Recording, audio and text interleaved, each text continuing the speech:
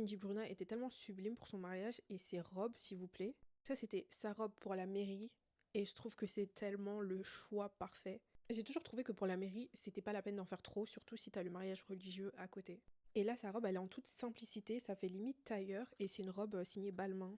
Ensuite, pour le mariage religieux, une robe en toute simplicité. Moi, je déteste les robes comme ça. Faut savoir que les robes grosses comme ça, je trouve ça too much. Donc, ce style de robe-là, je trouve ça juste trop joli. Et cette robe, c'est une robe signée Elisab.